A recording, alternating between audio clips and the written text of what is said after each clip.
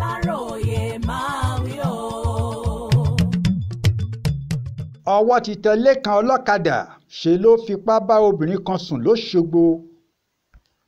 Àwọn òṣìṣẹ́ àjọ Àmọ̀tẹ́kùn nípínlẹ̀ Ọ̀ṣun ti fi páńpẹ́ òfin mú ọmọkùnrin ọlọ́kadà kan Lékan Bákàrè lórí ẹ̀sùn pé ó fipá bá obìnrin kan sùn.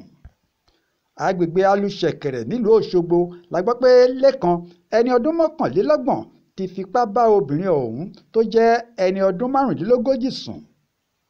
Gẹ́gẹ́ bí obìnrin yìí ṣe sọ, ó ní ọmọ òun kan tí òun kò rí nílé lòun wá káàkiri tí Lékan sì ṣèlérí pé òun yóò bá òun ṣe àwárí ọmọ náà.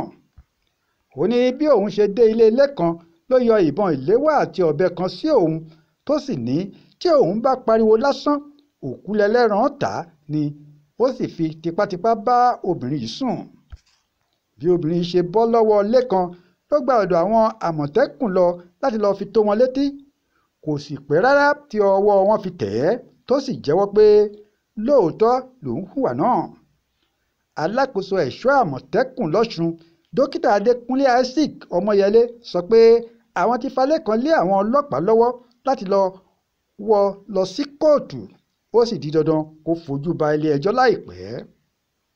Florence Babaṣọlá ló ṣàkójọpọ̀ ìròyìn fún Aláròyé online television. Akin Akínníyì ló kà á sétígbọ̀ọ́ yín.